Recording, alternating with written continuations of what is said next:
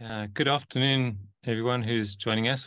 But before we do, and before we go any further, just to mention that there is simultaneous interpretation from English to Japanese available. So if you prefer Japanese, please just click on the interpretation button at the bottom of your screen, and you will see the option to choose Japanese.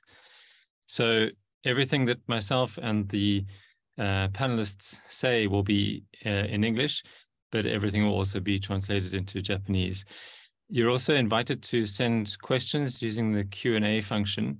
You can actually do that at any stage. You don't need to wait until the end of the presentation. You can ask during the presentation, after, or during our discussion. But just send those in the Q&A, and then when we have the chance, we'll have a look and get back to you, or try to get back to you to answer your questions. My name is Andre Mada, and I'm head of Biodiversity and Forests Unit at the Institute for Global Environmental Strategies, or IGES, and I'll be the master of ceremonies for the discussion today. And with me is Mika Tan from the Global Youth Biodiversity Network, who also works with the ASEAN Center for Biodiversity and the Urban Biodiversity Hub. You can see Mika on your screen now. And then also Victoria Romero, who's Biodiversity Policy Officer at the International Policy Center at the International Union for Conservation of Nature, or IUCN. And she's joining us in quite early morning, Geneva. So you can see Vicky as well now. And then also Kaoru Akahoshi, who's a colleague of mine, a research manager with me here at IGES, who works across units at IGES, including in the Biodiversity and Forests unit. And Kaoru will be helping, especially the people who are commenting in Japanese. She'll be relaying those comments in English to myself and the other panelists, and she might take part in the discussion as well. So I will start with a short framing presentation, which should take no more than 15 minutes, hopefully a bit less than that. And then I'll leave lots of time after that for discussion and questions. And the idea with this webinar is not to have a planned or scripted conversation, but really just to see where the conversation goes. These are very diverse and broad topics, so we don't really have any hope of covering everything that there is to say about them. We're not aiming to be comprehensive, but we hope that we can, especially for those who are not familiar with them, we hope that we can illuminate these concepts a little bit and then get into some of the interesting detail, depending on where the conversation takes us. Okay, so let me share my screen and start with a short presentation.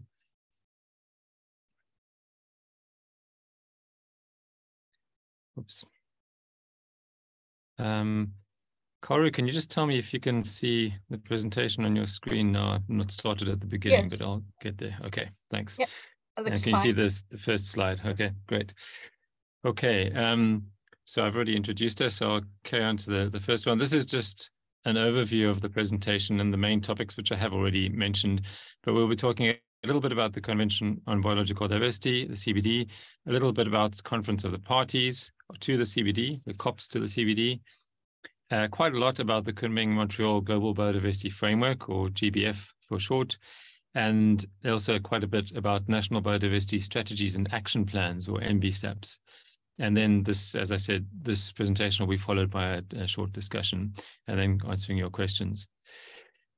Okay, so to start with the Convention on Biological Diversity, I realize that in the audience, there'll be some people who are very familiar with it, other people who are slightly familiar, and other people who might never have heard of it.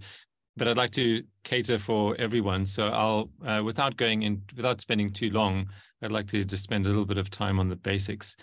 The CBD is a multilateral environmental agreement, so an agreement between many different countries. There are 196 countries, last time I looked, so a very large number, almost all the countries in the world. And it came out of the Rio conference in 1992, along with the Climate Change Convention and the Desertification Convention. So these are the three so-called Rio conventions, or Rio sister conventions. And the objectives of the CBD are three things, and this is really at the core of the CBD and remains at the core of the CBD. Firstly is the conservation of biodiversity. or biological diversity. Secondly, the sustainable use of the components of biodiversity. And thirdly, the fair and equitable sharing of the benefits that arise from biodiversity and the utilization of biodiversity.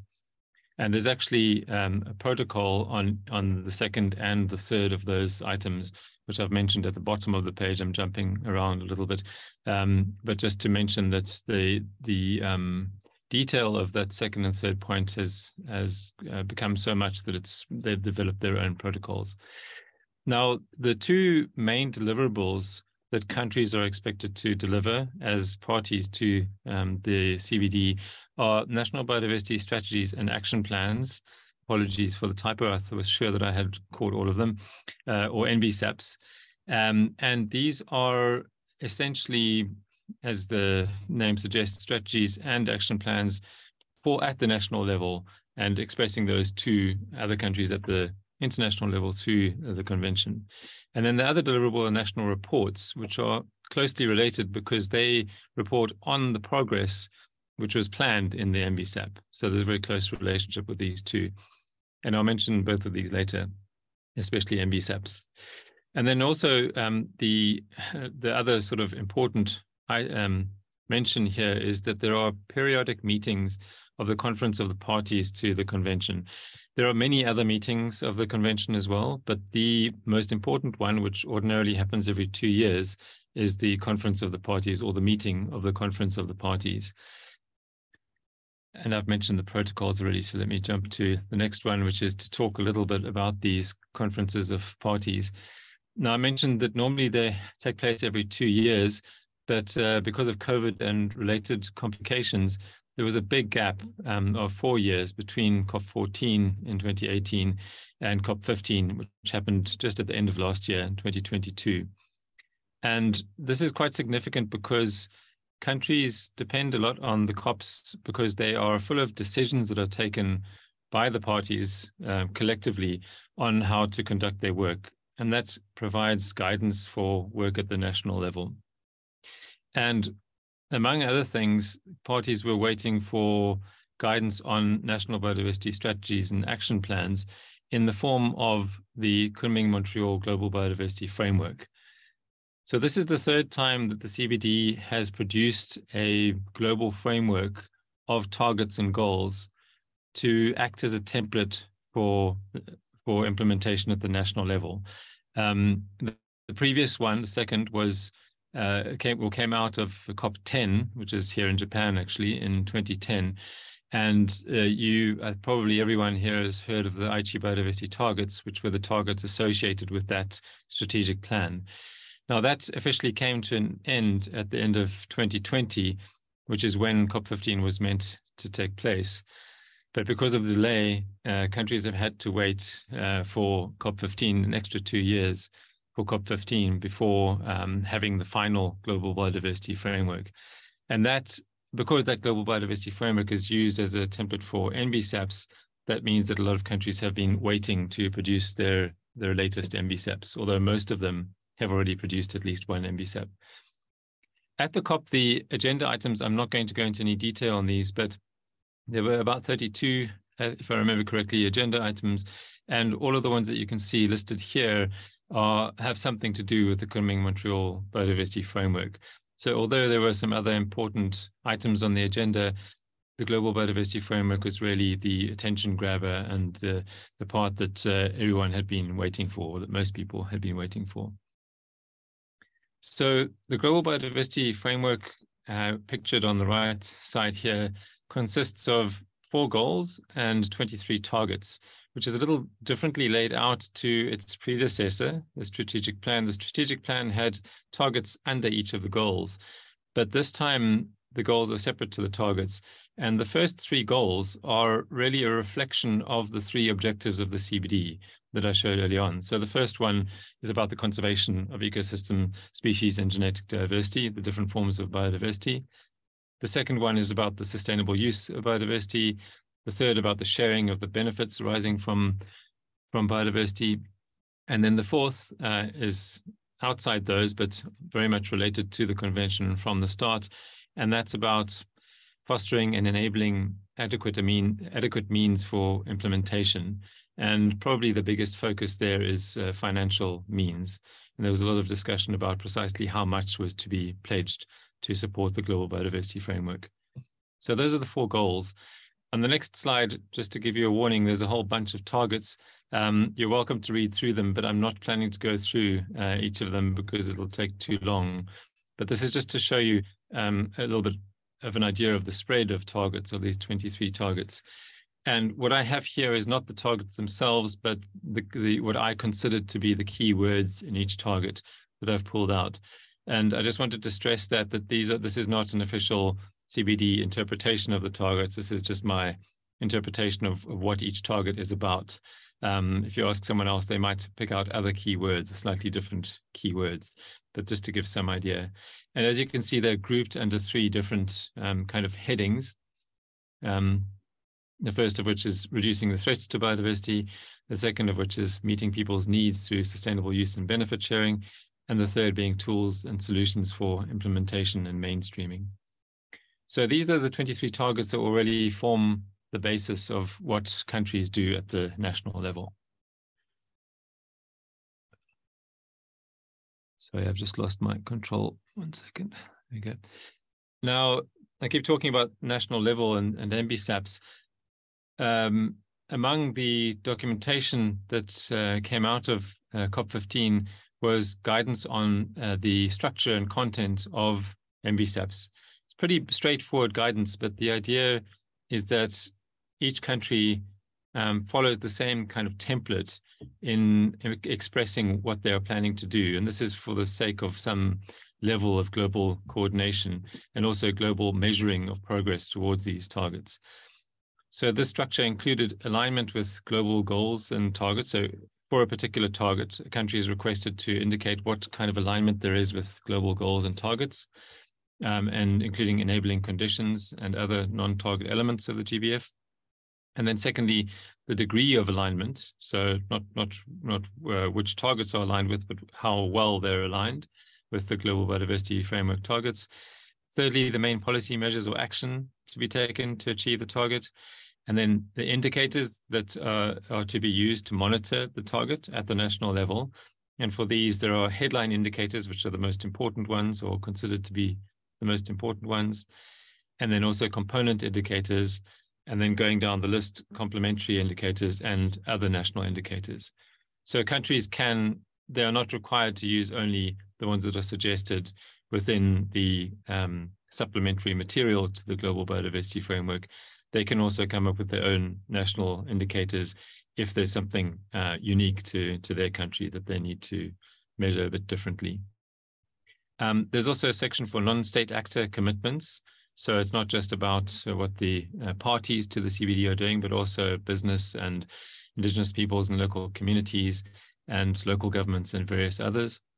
And then lastly, countries are asked to express what are the means of implementation and also the barriers to implementation of their NBSAP and their achievement to these targets.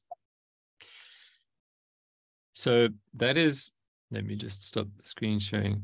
So that is just a very broad overview of these concepts there, and I hope that I linked them together sufficiently there. The Convention on Biological Diversity, this Conference of the Parties, the Global Biodiversity Framework that came out of the Conference of the Parties, and then the NBSAPs, the National Biodiversity Strategy and Action Plans that the Global Biodiversity Framework is intended to guide.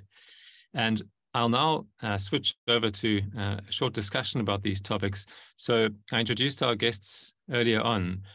The idea with this discussion is just to dig into each of these topics a little bit. And I have no idea what my guests are going to answer, so we'll see where this discussion goes. But we'd like to just kind of dig into it a little bit, explore what happened at the COP and explore the Global Biodiversity Framework a little bit, and maybe question some of its direction and how well it might work, and just just generally try to familiarize ourselves with it a little bit better. So the format of this conversation is really conversational, as I mentioned at the beginning. We're not intending to be completely comprehensive, but we hope that it can lead to some interesting discussion. And I welcome you at any stage to add questions to the discussion to keep it going. So I have a whole bunch of questions myself, but I might stop from time to time to see if anyone has a question related to the particular topic that we're talking about. But what I'm going to do is to kick off by asking Victoria, how effective, Vicky, do you think the Global Biodiversity Framework is likely to be? And I realize that that's a very broad question, but really just to get the conversation started. It is indeed a broad question, and thanks for asking that. The very simple answer, like everything, will probably, it depends.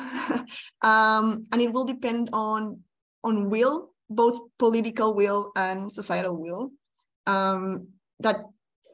That could be reflected to some extent in the NBSAPs, how parties will update these already existing policies to align it with the global framework. So that's going to be an interesting exercise of determining national targets to determine the ambition of those targets. And also it will depend the effectiveness on probably monitoring and accountability as well. So how accountable are we going to hold parties?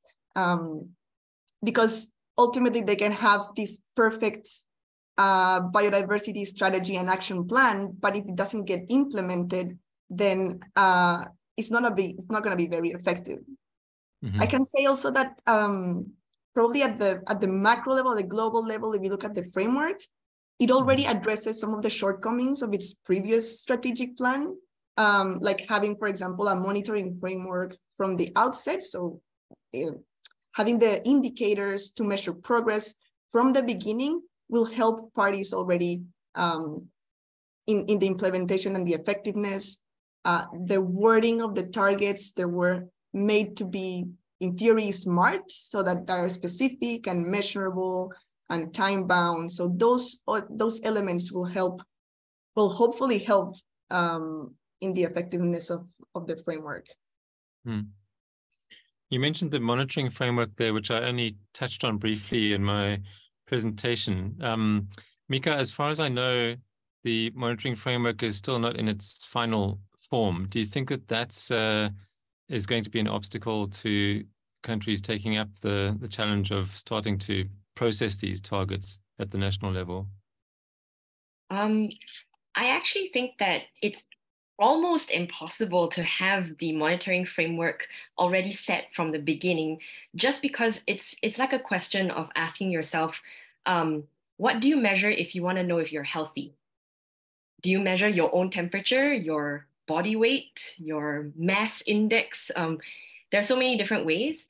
So I think we don't yet have all the indicators for some of the targets, especially targets that are much harder to count, maybe because it's about awareness or about action by individuals and not just by the government.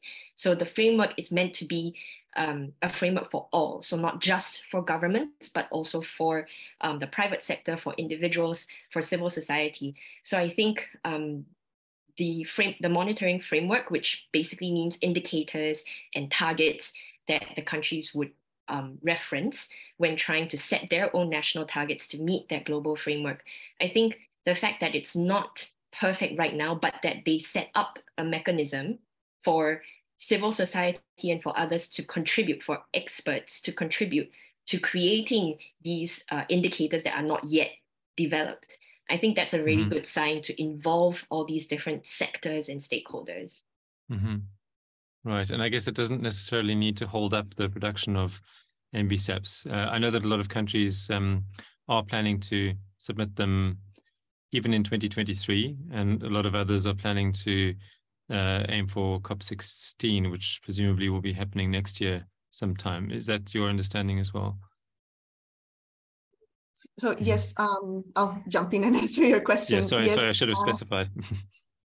Yes, indeed, the COP, actually, one of the decisions, they request parties to update their NBSAPs by COP16, so in 2 years' time. And if they can't, because doing this NBSAPs is a lengthy process and a costly one, actually, then for parties that cannot update their NBSAP because they did so recently, right before the adoption of the new framework, then they are requested to update their national targets only to have because national targets are one of the elements of the NBSAP. So if you're not doing the update of the entire document, then just updating NBSAPs by COP16. Right. Okay. And that updating of targets will be through, is that through what's known as the clearinghouse mechanism of the CBD? Is that correct? Am I remembering correctly?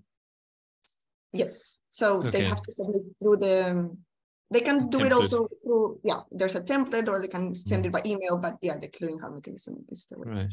Okay. Yeah, it's essentially sort of a term for basically a portal where the countries will just log into and fill in their details so that it's all in one format that we can then use to understand and analyze globally what the trends are, whether the global ambition is enough to meet what we said we want to do in the global framework. Right, because you need that collective input, right? Otherwise, you don't know what's happening at the global level. Mika, you also mentioned the fact that and I forgot to actually mention this in the presentation, that the Global Biodiversity Framework and also the idea of an NBSAP is something which is not just for environment ministries, right? It's supposed to be, and this has been the case, I think, really from the start of the CBD, but I think it's been emphasized a lot more recently. The idea that the Global Biodiversity Framework is supposed to be for all of government, because there are loads of different sectors that impact biodiversity and that are impacted by biodiversity in some cases, and also for all of society. So not just for government, but for different levels of government and the private sector and all the rest of it. So thanks for reminding me. No question there really, but just to mention. In fact, maybe I should ask a question, because seeing as your affiliation, your main affiliation in this discussion is the Global Youth Biodiversity Network, it leads me to the question of how I wanted to know how were the views of non-government stakeholders kind of taken into account in the development of the Global Biodiversity Framework, and perhaps you can speak, specifically from the point of view of youth representation.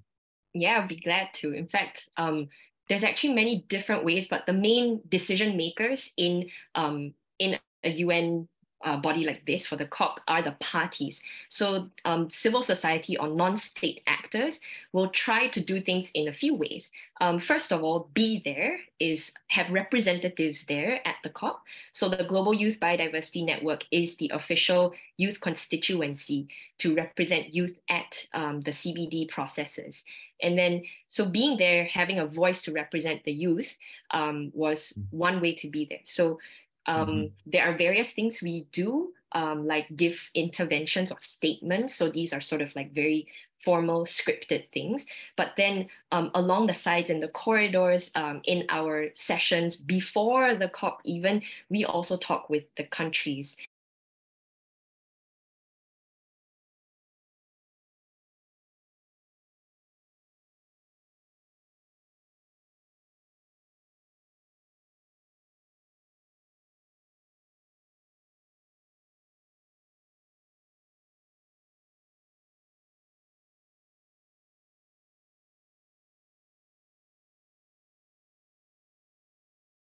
A statement that the country can say, oh yes, we support the youth statement and we want this to be included in the framework discussion. So that's the lobbying that we would do, but a lot of it involves actually capacity building of the youth to understand what is CBD, what is NBSAP, what are all these things, and how young people can participate.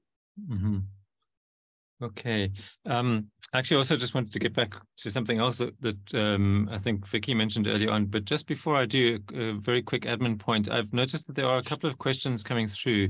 I'm not going to go to them straight away, but I wanted to ask Kaoru, if you wouldn't mind, could you just keep an eye on them and let us know if anything particularly relevant comes up to the conversation, just so that I'm not known for my multitasking skills. So I think it would be better to ask you to do that. So please just stop me. Is there anything right now that we should get to, or can I keep going? We have 3 comments and questions. Well, yeah, 1 comment and questions, and okay, perhaps we can get back to them in a moment. But if you could just, in the meantime, have a look and just see if anything. From I think Japanese audience is Are there any responses that companies are expected to take? Mm-hmm. As part of the Global Biodiversity Framework, I guess. So okay. yeah, Mm-hmm. if one of you or two of you are going to take this question, okay, yeah. please go ahead. Yeah, thank you. Would either of you like to have a stab at that one? Sure, I'll be happy to. So yes, the private sector is expected, like Mika mentioned, this is a framework for all, not just governments, but also other stakeholders. And in this GBF, for the first time, there is a target that addresses the contributions from the private sector. The number won't mean anything to you, but it's target 15, where big companies are asked to disclose their impacts of their activities on biodiversity and to address them, and also to minimize the impacts of their activities on biodiversity. So this is a very novel thing, actually, which is a good one. I don't know, Mika, if you want to add something else about this. I was actually going to also mention target 15, but that it stems from, I think, there was a lot of discussion from COP 14 in 2018. So 4 years ago, there was the Kunming Action Agenda for the post-2020 Global Biodiversity Framework, which is now the Kunming Montreal Framework. Mm-hmm. And in that action agenda, it really calls for non-state actors, so private sector, civil society, to contribute as well. And there's a discussion process about how to capture these contributions, because the current process is such that countries would report, they would have national reports every few years, and then all that data will be aggregated. But does this mean that the companies will report to the countries to report to the CBD, or what about multinational companies? How do they do that reporting? So there's discussion at the global level also about how these will be counted from the non-state actors. And I think it also goes back to one of the points that Andre was talking about, that this framework is for all of society, but it's also really difficult, I think, for governments, because oftentimes, well, I also work for the ASEAN Center for Biodiversity, and that's for Southeast Asia. And oftentimes, especially in my region, the governments have a mandate. So their mandate is within this box of, biodiversity governance. But if they're told to work with companies to disclose their carbon footprints, or there's another target also about food waste, then there's other targets relating to many other different parts of the society that actually impact biodiversity. So I think it's pretty difficult for the governments to try and work across all these different sectors. But I think it's high time that we do it, because biodiversity is very systemic. It's just like our health. You can't just say, oh, if I drink water, I will solve all my problems with my health. You have to have a good lifestyle, sleep early if you can, wake up early if you can, exercise according to your abilities. So there's so many different parts and systems in yourself, and you can think about the world in that way. Yeah, I guess a lot will be just down to the individual countries, right? How they deal with that and how they involve not just business, but all the non-government sectors within the country. Also, without getting into too much detail, I think it might be just worth mentioning something called TNFD, the Task Force on Nature-Related Financial Disclosures, which is going to play quite a big role here, I think. And this is a sort of parallel initiative. It doesn't come from the CBD at all. It really comes out of the business sector, but it's a framework for disclosing, as the name suggests, disclosing biodiversity risk. And this is in its sort of third, I think, beta phase at the moment. And its sort of predecessor or brother or sister is the Task Force on Climate-Related Financial Disclosures, which I think was released in 2017. So it predates the biodiversity one by a few years. And that has been incorporated into law in some countries around the world. So again, it's down to the national government whether they do that. And it's down to the national government whether they do the same thing with TNFD. But this is something which could make quite a big contribution, especially to the biodiversity risk-related disclosures of major corporations. And it is aimed at major corporations, especially the big business actors. Anything that either of you wanted to, please just jump in if you wanted to add. Otherwise, I wanted to go on. There's so many other questions I want to ask. But anything you wanted to add on to that? Okay. So just quickly to go back to something, Vicky, that I think you said. I had a chat with a veteran negotiator of CBD COPs and other multilateral environmental agreements a while ago. And his opinion was that the Global Biodiversity Framework was too detailed and too specific. And it is a lot more detailed and a lot more specific than the IGES biodiversity targets that preceded it. And for those who don't know, if you put the two next to each other, the IGES biodiversity targets are just a few lines each. They're really short. They fit into a little text box like that. But the Global Biodiversity Framework, the slide that I showed you doesn't really indicate how long some of these targets are. Target 19 is about a page long. The others are quite a bit shorter, but there's a lot of text. So, Vicky, I just wanted to ask if you had any thoughts about that. I mean, are there weaknesses as well as strengths in having such detailed and specific targets? Certainly. So, I mean, in theory, it would have been great to have shorter targets. After all, it is a framework. So the idea is that everybody can find a way to implement it, that every country and stakeholder would see themselves reflected into that framework. So it doesn't have to be very prescriptive. I think it's also the result. I mean, if we have such lengthy targets, might have also be the result of the fact that this is it's the outcome of a political negotiation. So it goes beyond what science actually said that we should do to halt the loss of biodiversity. So of course, you will have countries that would need to see certain specificities in each of the targets to make them feel that, okay, this absolutely must be here, or else there's a chance that it won't get implemented. So it has both advantages and disadvantages.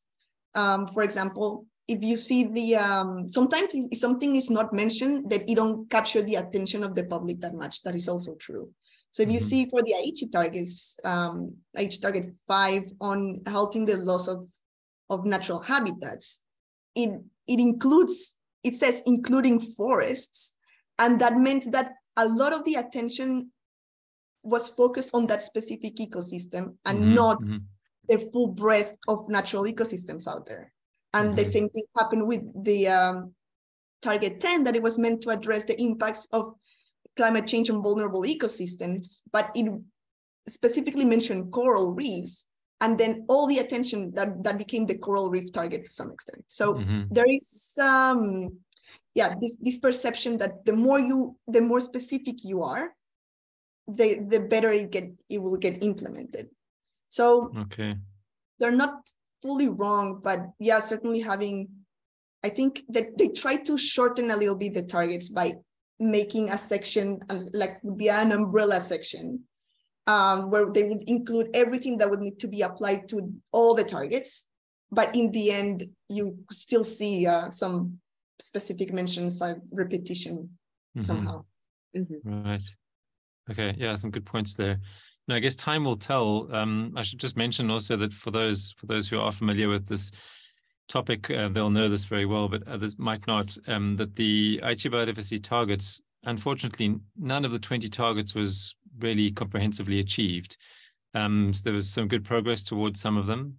And then in other cases, really not very good progress at all. But overall, the world failed to achieve them at the global level. Again, at the country level, some of them may have been achieved as well. So the task is a huge one, and also the timeline is shorter because of the delay in the release of this framework. So it's now 7 years to go until 2030, which is the end. But I guess that there will be some midterm review stages that I know that happened with the strategic plan. So Do you know anything about what's been planned there? No need to go into any detail, but presumably, Vicky, I can see you nodding. Do you know if there are plans to review progress in maybe 2025 or thereabouts? No, they're going to have two big reviews. One is in 2027 and the other one in 2029. Okay. They will take stock. They'll do a stock taking exercise where they will see all of the national reports and they will say, okay, we have progressed this much. And then this is what is needed to, well, hopefully, actually, they will say, okay, this is what needed to meet our targets by 2030. And then start putting the turbo on it if needed, or say, okay, we're making progress. But so, yeah, there are these exercises happening. Okay. And just generally speaking, Mika, if I can turn the mic back to you again, do you think that the Global Biodiversity Framework provides a good template for national biodiversity strategy and action planning? Do you think that it's going to help countries? Because I know that at least, especially in the final years of the strategic plan and the IGES biodiversity targets, countries were really relying, which I think is a good thing for standardization. They were really relying on that template that was provided by the CBD. Do you think that this new template is a good one? Do you think it's going to help countries to work at the national level? I'd say again that I guess if you want to compare, it's probably easier to have a template, but some countries would have their own reporting structure. And then they'll have to fit it. And if they need to report to the CBD and to SDGs and then to other frameworks that they're also a part of, then that's where it gets more difficult on the countries, because they also have to get information from many different departments for some of the indicators or the targets that are part of each of these different global agendas. But I know that there is discussion about somehow unifying some way to report to all of these different, at least perhaps for the environment sector. But I guess at least for the CBD, I think the guidance has expanded, and it also includes useful guidance, I think, on involving stakeholders in the preparation of the updated national targets or the national reports.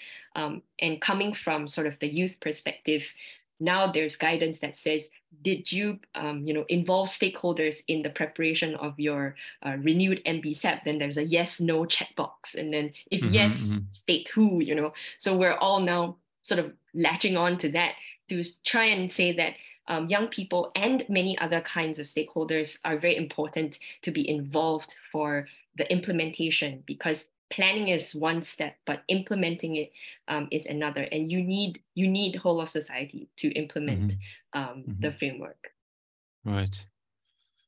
And the next question I wanted to ask, which kind of leads into that, is, countries do have some flexibility, as mentioned with the indicators earlier on. There is some flexibility in how they interpret the targets and how they adapt them to the national level. How flexible do you think that they should be? So you mentioned sort of how flexible they can be, but how flexible should they be? Or do you think that it's important that every country really tries to stick very closely to the framework? I guess what you're saying is really that national context is a little bit more important, right? And making sure that the uniqueness of national context is maintained and reflected. Mika, I don't know if you wanted to follow on from that, or I could mention a little bit from sort of my work with some of the ASEAN member states. It's that this is really they see it as a national-led process with contributions from stakeholders for sure. And so I think the national context is highly important, particularly because of how diverse all the countries are. And I think that's why the global framework has reflected all these different pieces, I think, of the diversity that we're seeing. And then the work is on the Secretariat to try and have a global overview of how we are. But then I think everyone is bound to the same convention on biological diversity that spells out certain articles for more or less the principles of how you should approach things and work on them. So in an ideal world, everyone would work towards the best for biodiversity.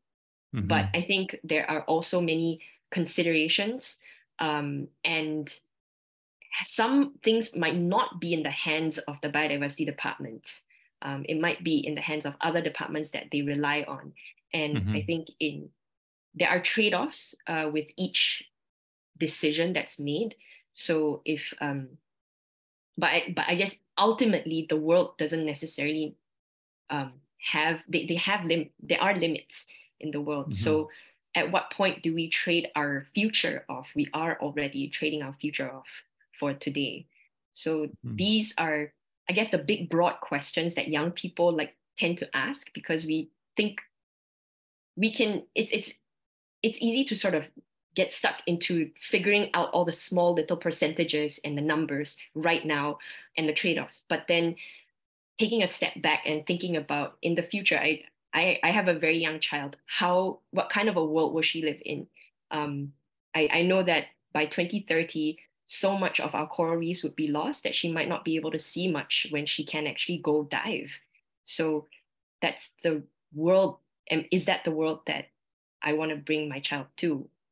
Those are questions, philosophical ones also, but that color a lot of the work that we do.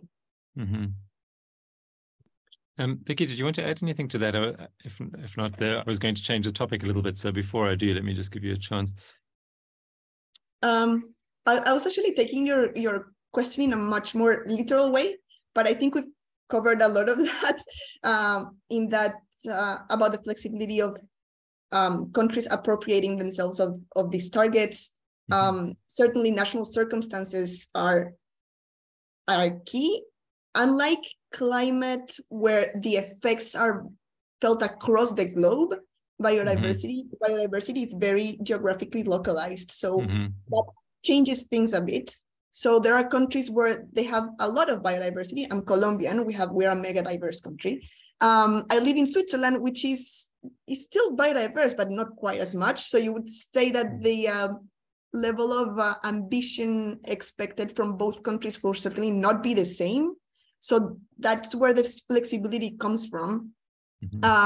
Perhaps protecting 10% of Colombia is already way more than the 30% that Switzerland can protect in its territory. So it's just an issue of size. But also in terms of, other targets on financial resources, Switzerland can give a lot of support financially to countries like Colombia. So that would be their main contribution to the implementation of the framework. And I think these unique circumstances will shape how the framework gets implemented globally and nationally. So that's what I wanted to say. Right.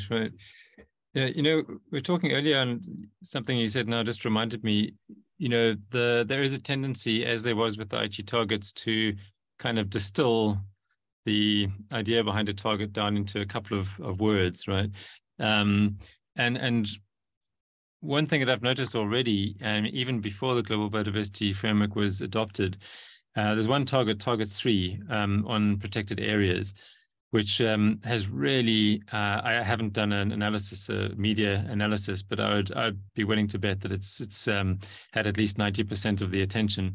And the target is to achieve protection of 30% of land and of sea for countries that are coastal countries by the year 2030. And so this is quite a big step up from the strategic plan, because that was 10% and 17%, so quite a lot more. And I just was wondering, again, sort of with this idea of focusing too much on particular aspects, do either of you, and Vicky, let me ask you first, do either of you think that there's too much emphasis on this particular target? Do you think it's taking due attention away from some of the others? And, what you said about the balance between developed and developing countries, I think probably comes into this quite a bit as well. Certainly it was sort of like the flagship targets of this framework, in that it captured how do you say that? The headlines, because and it's understandable. It is the successor of the Aichi target on protected areas, which was the most successful target globally. The fact that you have a number in it makes it measurable, approachable. So if you want to get somewhere, then you need a number. That's usually the association. And you can also see that with the climate regime, you have the 1.5 degrees, the 2 degrees. So you, at some point, people needed to some extent to have this number. So 30 by 30, it's catchy, it's a good one. But certainly, I think it was to some extent a good thing, because it allowed biodiversity to, be on the headlines, which is not usually the case. You have climate all over the place, and biodiversity is kind of difficult to understand. So, but by associating biodiversity with this protection of the 30% of the planet, then you have this, it becomes more real. Right. Somehow. Yeah, it's certainly easy to visualize, isn't it, compared to some of the other targets? Yeah, but it also proved very controversial, because in the name of doing protected areas and conservation, like hard conservation, you would associate that with pushing indigenous peoples out of their lands and a lot of other governance issues that are not captured by this slogan 30 by 30. It doesn't capture who counts and what counts in the end. So to some extent, there may be too much. It's oversimplifying the 30 by 30 target. That's what I mean. But over time, the emphasis will likely shift to other targets. But yes, that's You think so? Yeah. You think that? No, go ahead, Mika. Well, I was just gonna add that it felt a little bit like there was two camps at COP, where there was the 30 by 30 camp, and then can we focus on the amount of money we're going to get from the developed countries camp? Because there was, it felt, I think, to some that there was so much attention on this 30 by 30, but not so much on how much resources, as you said, to implement this, because there's also that, there's always a slight, I guess, I wouldn't say divide, but there's always that discourse between the developing and the developed countries, where the developing countries are seeing that, for many of the viewers, they're talking about the common but differentiated responsibilities principle, which means that everyone has common CBDR. Sorry, I'm losing. I just forgot the acronym. But the point is that everyone has a sorry. So can you repeat basically that? everyone is trying to work towards that common goal, but they have different amounts of responsibility towards it. So just like Victoria's example, like Switzerland could fund a lot more than, say, Colombia, while Colombia has a lot more biodiversity that can be protected than in Switzerland. So in that very simplified case, the responsibilities are different. Colombia would be responsible to protect more of its biodiversity than Switzerland, but Switzerland would then be responsible for providing more funding for it. So this simplified way of seeing that kind of differentiated responsibility. But it felt like there wasn't enough of that differentiation. It just felt like everybody was going for the 30 by 30, and there wasn't enough attention to at least sort of the monetary terms of how it's going to be done. So there was a little bit of that at the COP. And I think for all the media attention that this COP got, the 30 by 30 did end up, I think, moving the cause in a more layman term, but then in the depths of the negotiation, I think people were trying to focus on other parts. Right. Yeah, I think my sort of general impression was that there was a fair amount of time spent on that target, but also a fair amount of time spent on the other targets and negotiating them. So it certainly didn't take up all the negotiation time. There was lots of time spent on some of the others. I just wanted to linger a little bit on the 30 by 30 target, seeing as it is as you say, in the headlines so much. Another acronym, and I'm wary of introducing too many acronyms, but another acronym that is relevant here is OECM, or Other Effective Area-Based Conservation Measures. I hope the interpreters could get that. So Other Effective Area-Based Conservation Measures, or OECMs. And OECMs featured in the strategic plan already as a means of achieving conservation, area-based conservation, outside of protected areas. So the idea was recognizing that you can't formally protect, that much of a country. There's a limit to how much you can formally protect. The idea is that OECMs would kind of complement the area that was protected formally.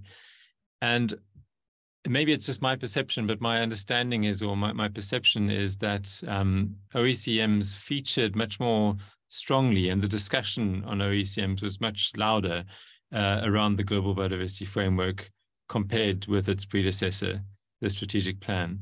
And Mika, let me just ask you, is that your impression as well? And how important do you think OECMs will be this time around with this more ambitious area target of 30 by 30?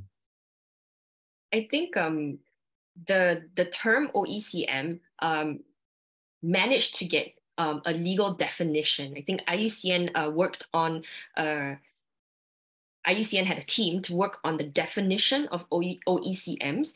And because of that, it allowed this entity to contribute towards the protected area targets. And I think a lot of countries found that they actually have many of these OECMs that are not, that do not fall in the same category of protected areas legally or by constitution. And so, but that also serve the same conservation and also perhaps social outcomes. And so it also worked well for the countries to be able to include those OECMs into their reporting for their area-based targets. And I think the OECM structure also allows for more stakeholder involvement, which I think is really key to ensure that the conservation is effective. And in the ASEAN, there's already analysis being done about how much land and sea areas could be gazetted in some way, maybe as an OECM in some countries, or transboundary parks, to help realize, regionally speaking, the 30 by 30 goals. So this is already being used, I think, and I think it's a good step forward. Okay. Just a very quick comment there, and Vicky, I know that you've probably got lots to say about this, but just about ASEAN, which is the Southeast Asian countries, right? I just was involved in the yet to be published sixth State of Biodiversity report for ASEAN, and I noticed in putting the maps together that Philippines is full of OECMs. The vast majority of protected areas and OECMs in the Philippines are OECMs, but it's the only country, at least last time I checked, it's the only country in ASEAN that has OECMs identified so far. So I'm just making the point that in ASEAN, and I'm sure many other parts of the world, countries have not yet identified these OECMs. As you say, they already exist.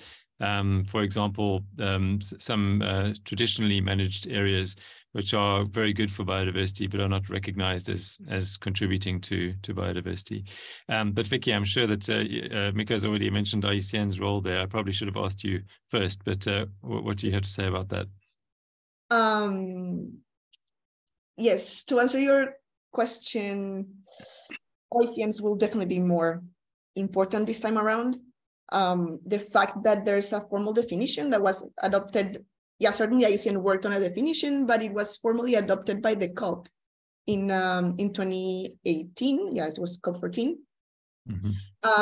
Certainly helps because there was like you said, it was before in the strategic plan, but the lack of definition actually hampered this.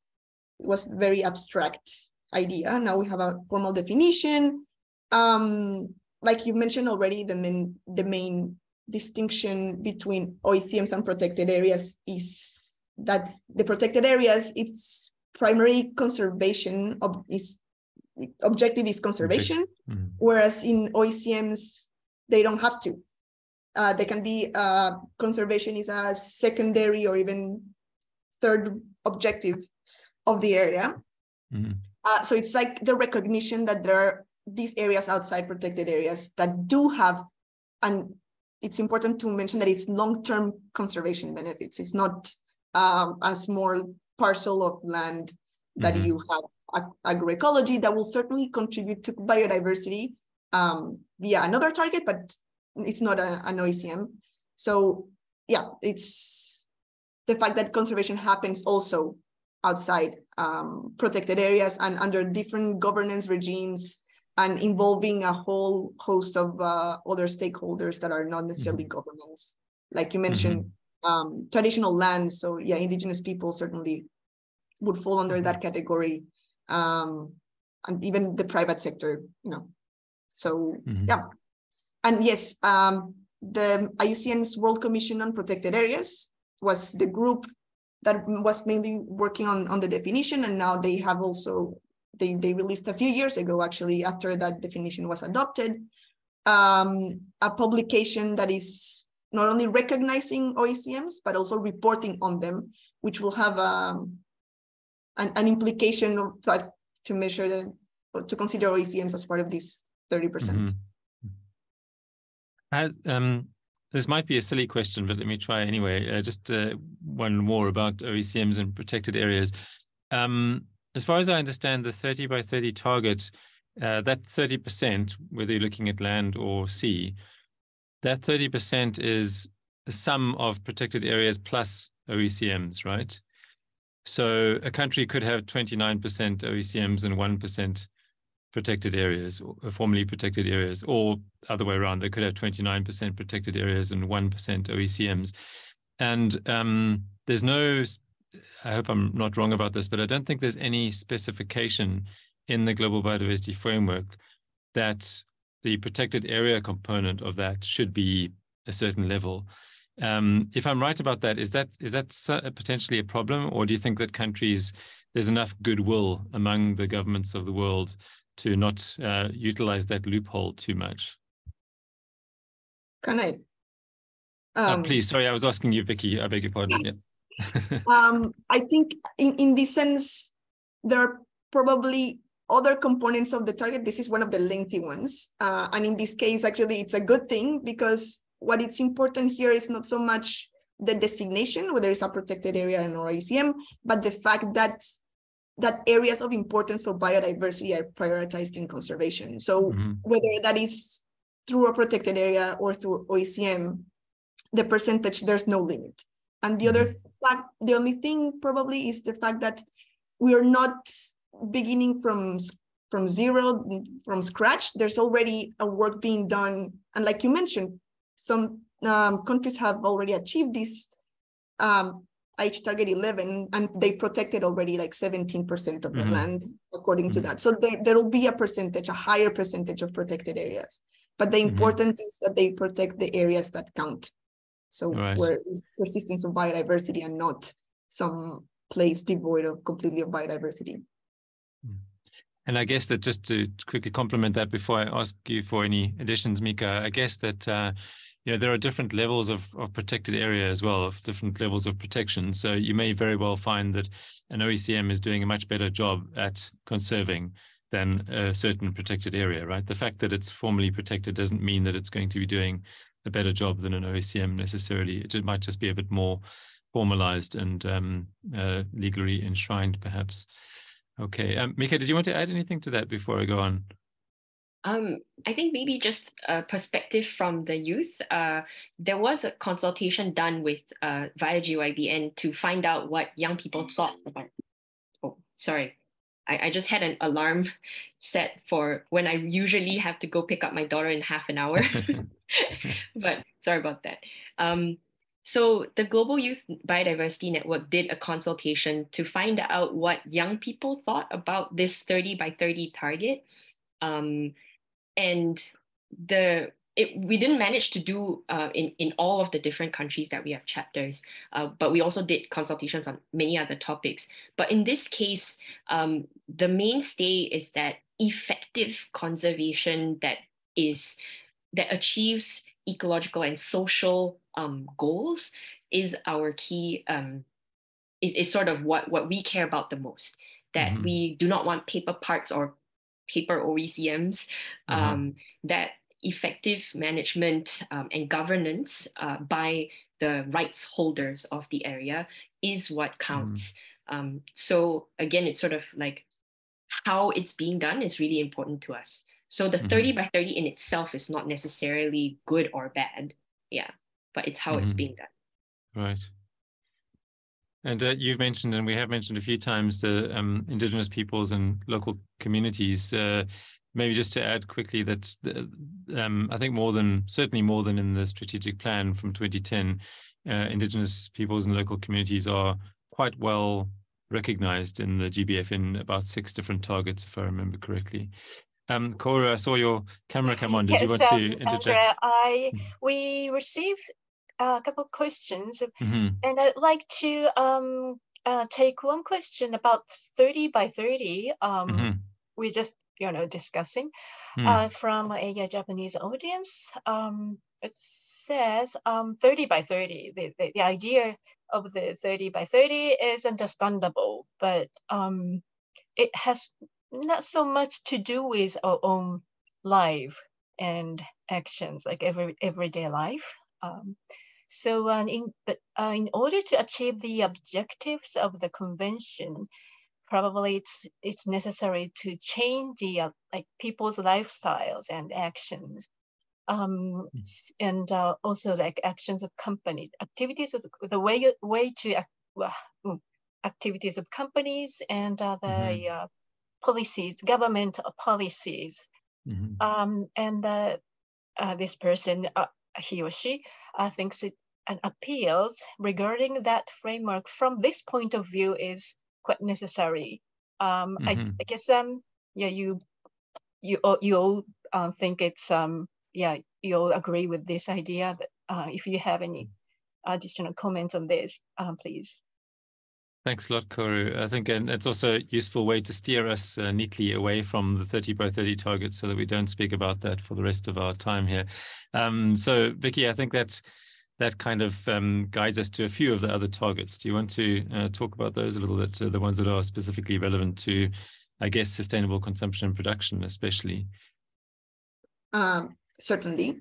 Like I think we've said many times before in this webinar, in this chat, yes, the framework is for all. That includes governments and but also consumers.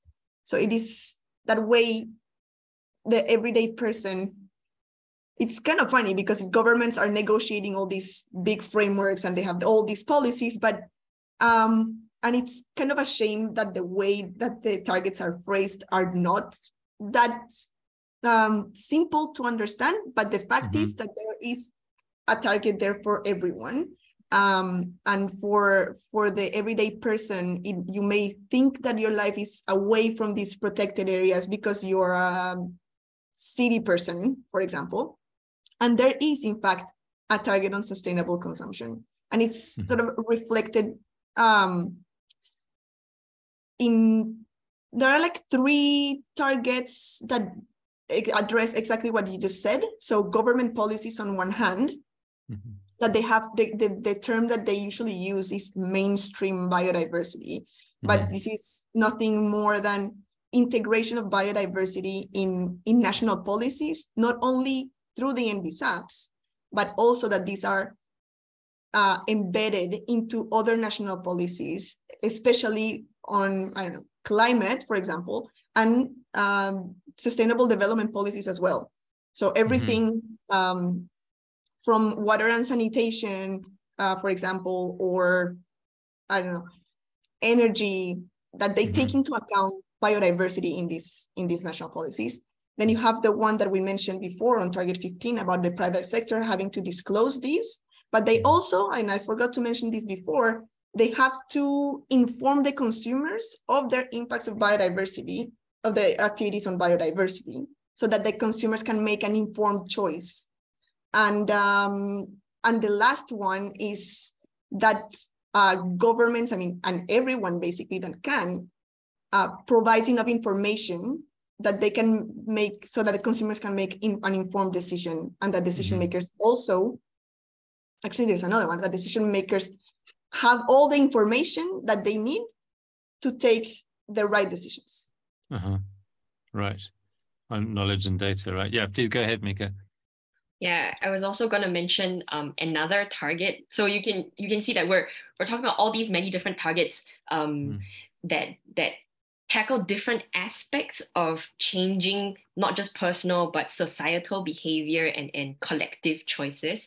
One of them is about the government policies about reforming or eliminating harmful incentives for biodiversity. And what that means is that right now there are some tax subsidies or subsidies for certain industries that are more harmful to biodiversity, so that it's cheaper, for example, for consumers to buy oil or petrol than to use renewable energy, for example. And so these subsidies is a lot of money from the government, which can be rechanneled to other activities that restore nature.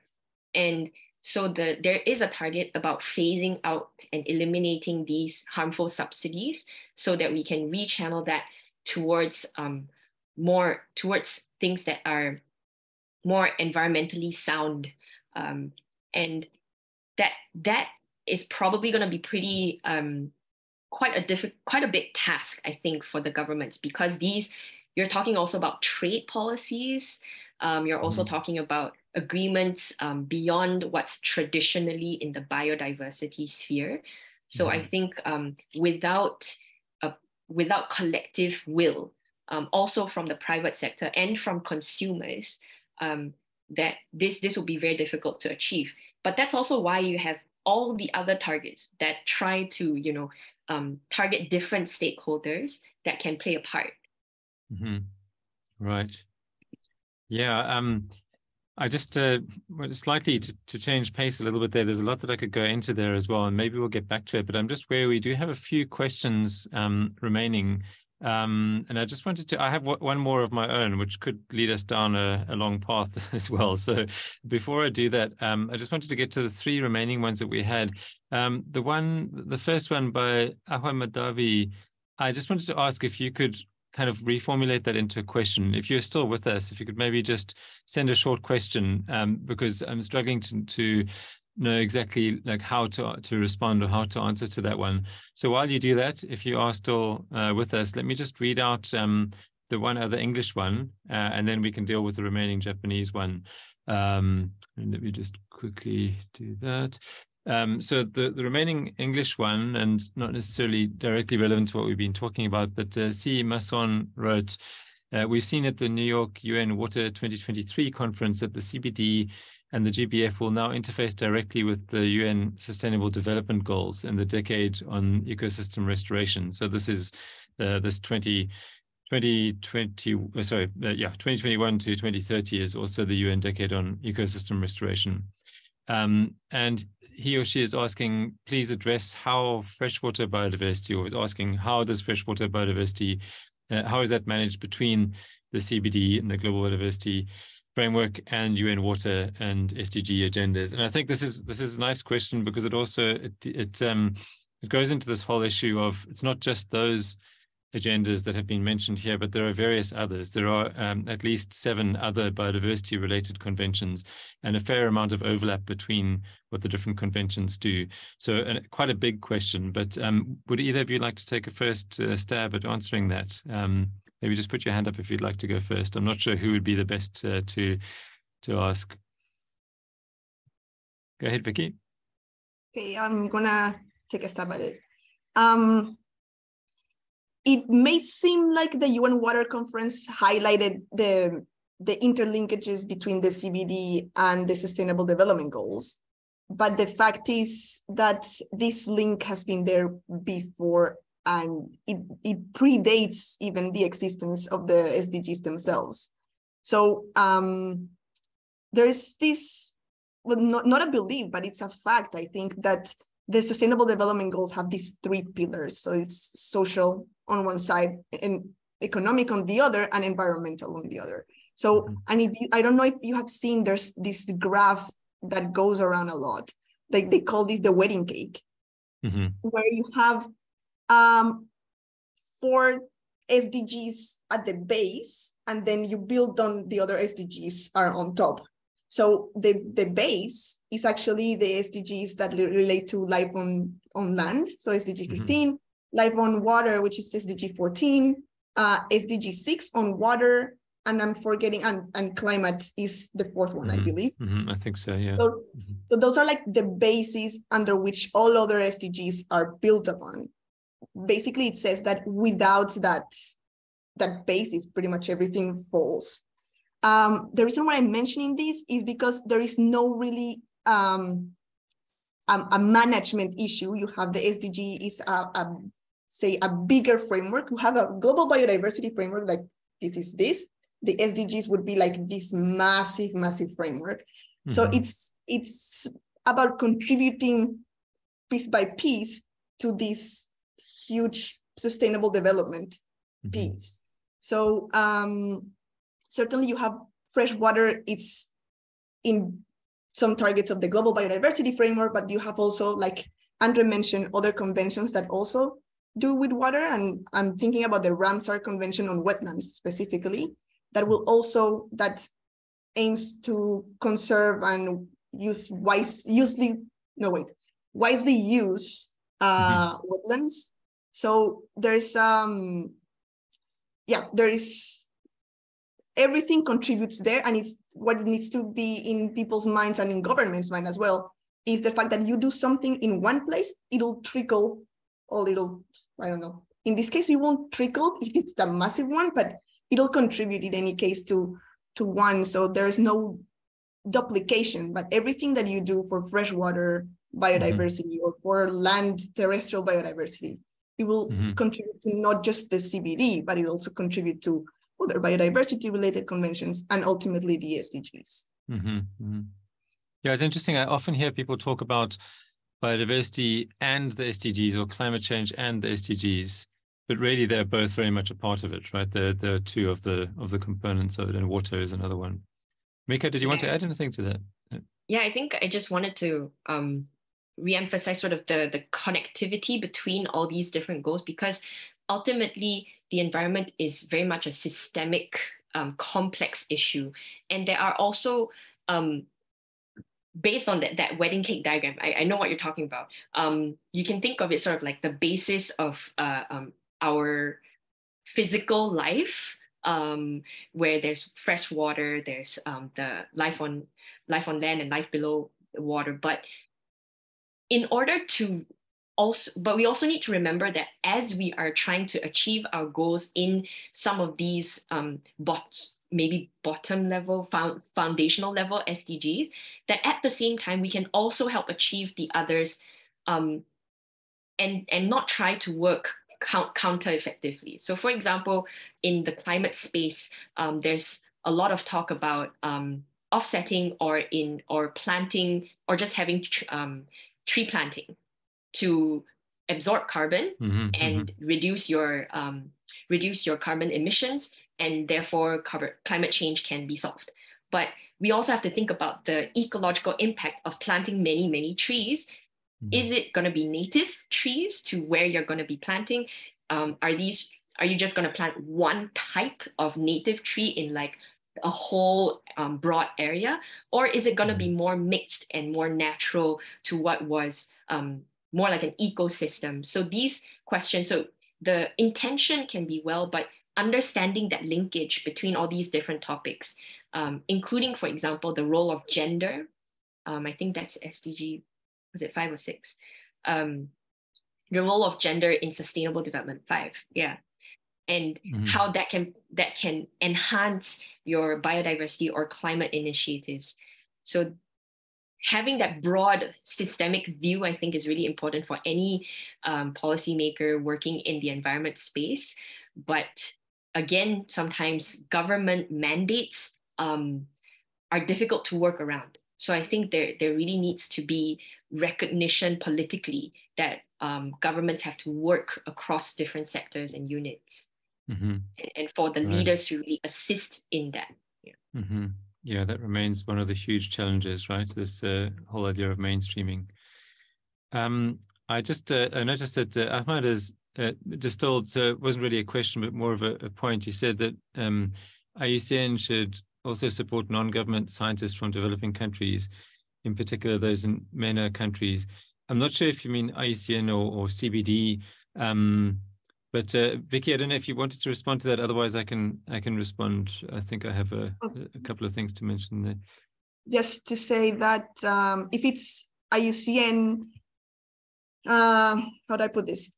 It's not that support of non-governmental scientists. We have as part of IUCN, one of the main constituencies are these commissions of experts, which includes lots of scientists from all different regions of the world, including MENA region. So if you work on species conservation or protected areas, environmental law, social and economic policy, communication, education, we have all these commissions. And I invite you to, and we invite anyone to join, actually. It doesn't have to be from a government. IUCN is it's a union of non-governmental organizations, indigenous peoples organization, as well as state government states. So that's all I have to say. Okay, thanks, Vicky. And by the way, MENA is Middle East and North African countries, yes. Just for those in need of the acronym. Okay, let me just check. I see a few links. I see Mason has provided a couple of links. I think you can all see the questions, so feel free to click onto those, including the SDG wedding cake that we've been talking about. Thanks very much for that. Kaoru, can I just ask you to help us with the Japanese questions that are remaining, maybe starting at the one at the top there? Yes, I think this one is for Mika. What are the possible ways to get young people interested in the conservation and importance of biodiversity? Well, I would like to actually ask not only young people, but like in general public more broadly. What are the best ways to get their interest or attention? What do you think?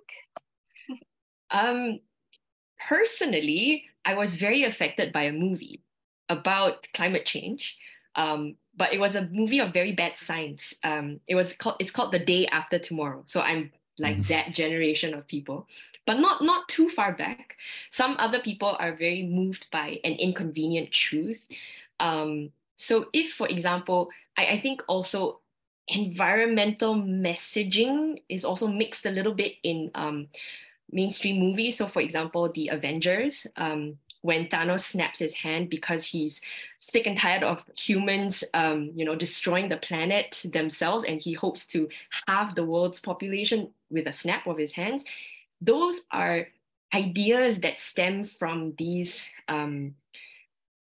much more deep discussions and questions ourselves about the human population and our lifestyles and the ways that we exploit our natural habitats. And I think being exposed in the first place to get that interest is important. And now I think with the wakamono, with the young people, it's a lot about social networks and what they see amongst their friends, amongst their peers, amongst people that they look up to. So it's not so much, yes, it could be movies, but it could also be friends going together to watch a movie or to learn more about something that they didn't know about before.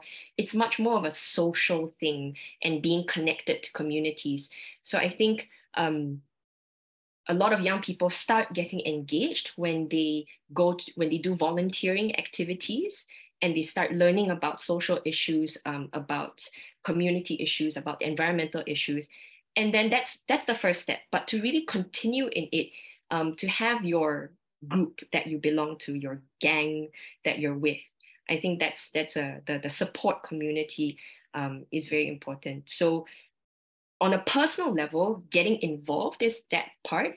But then on a more policy level, I think education has a big role to play, so that we are all exposed at some point, not just to the facts and figures of there's so many ecosystems on the planet and so many species, but really the values that we should have in relation to nature, like respect for nature, the understanding that humanity is part and parcel of nature, and that what's currently being done to the environment is not sustainable, and why ask the tough questions, having an education system that's truly transformative to allow people to ask difficult questions about what's going on in the world.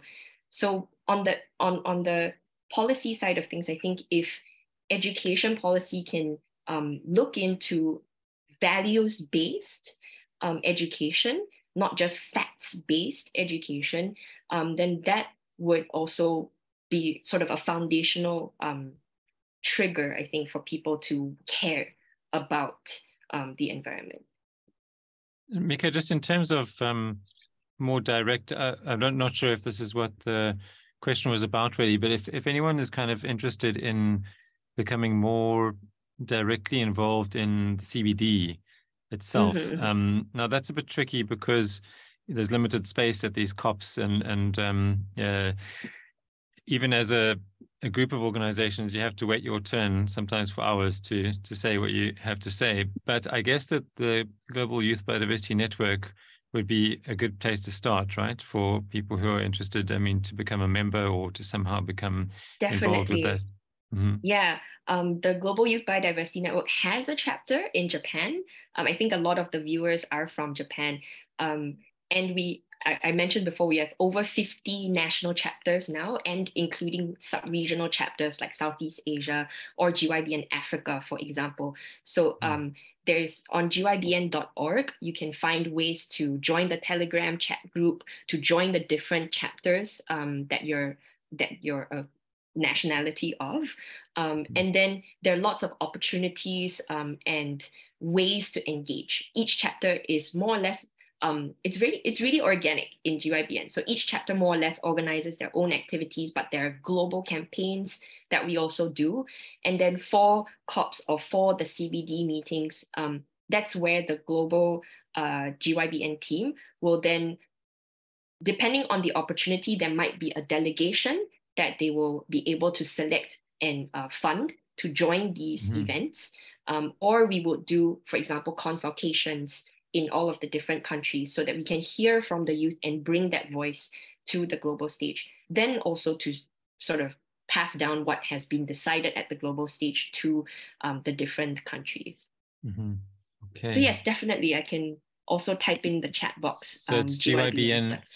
The participants won't see the chat box, unfortunately. That's true. But I think you just said GYBN.org, right? So fairly straightforward, GYBN.org. Okay.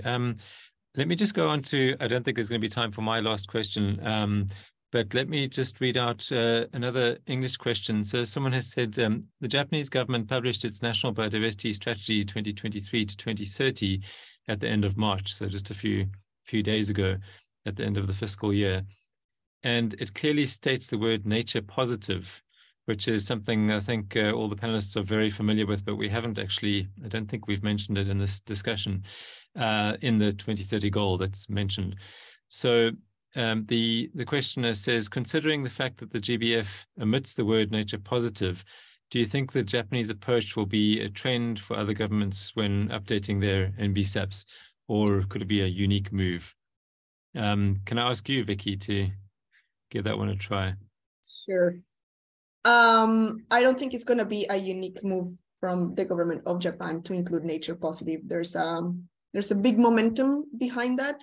And although it may seem a catchphrase, some of these slogan kind of things, there's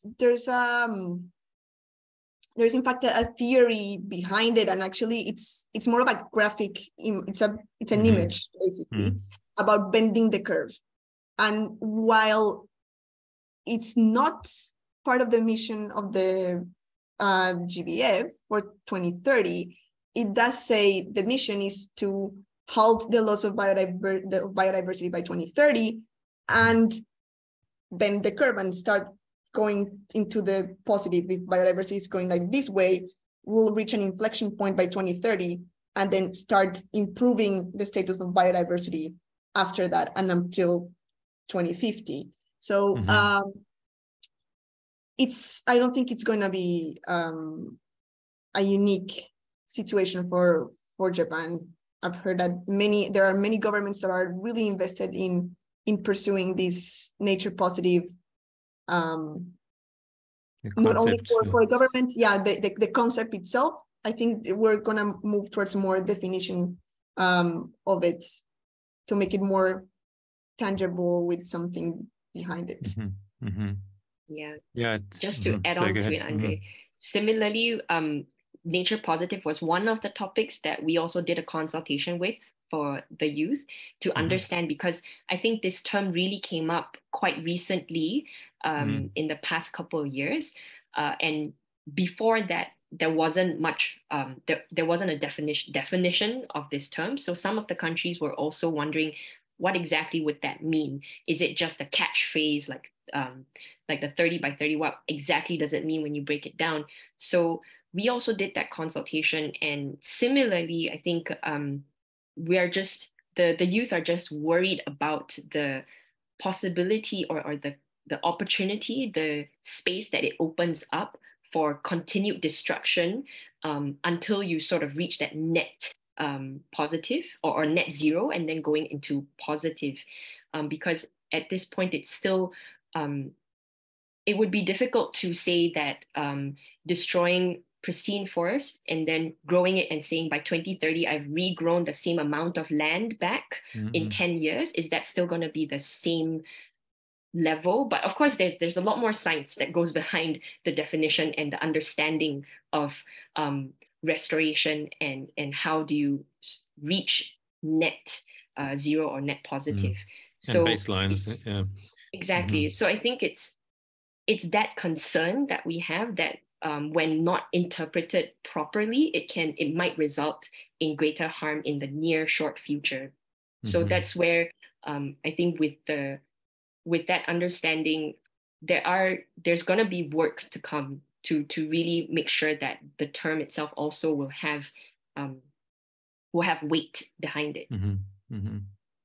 I'm going to add just one thing on that, and that, Mika, you're completely right.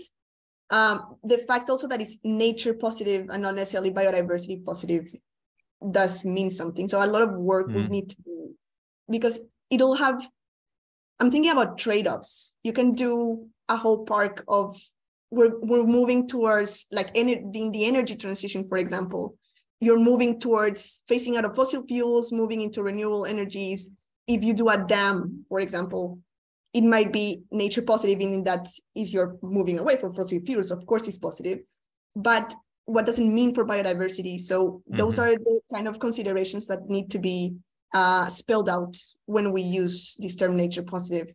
Likewise for windmills and other seemingly nature positive because it's for nature involving not the biological side of things, but nature as in, the air we breathe.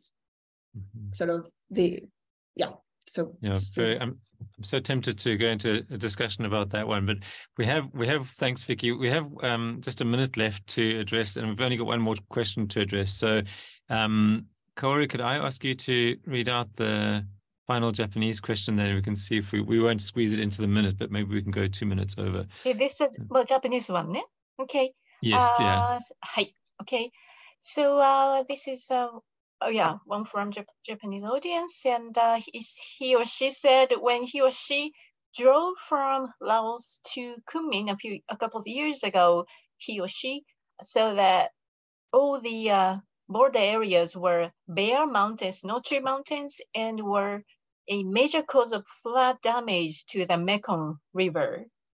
In order to clarify issues of national importance and to promote like friendly competition in the level of specific efforts each year, he or she thinks it is very important to point out and gather information on issues such as this that are causing overwhelming damage in the countries concerned.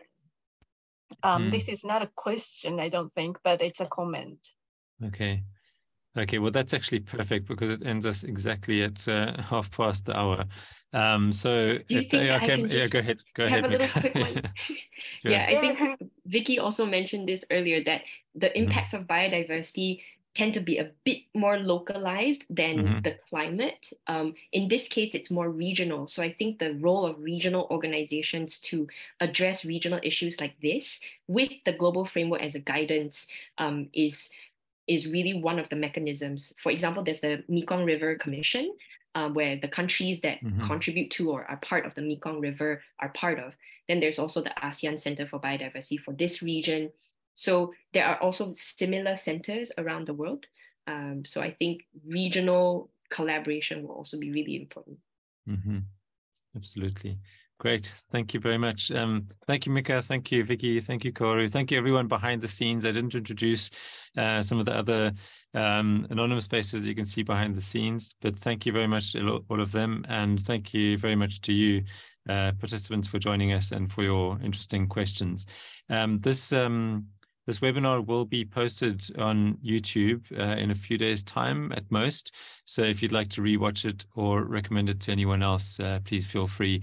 I think what we'll do is put the link, the YouTube link, on the same webpage that you registered at, or at least accessible through that webpage. So thanks very much once again to everyone, and have a lovely evening, afternoon, morning. Bye-bye. Bye. Thanks so much for the invitation.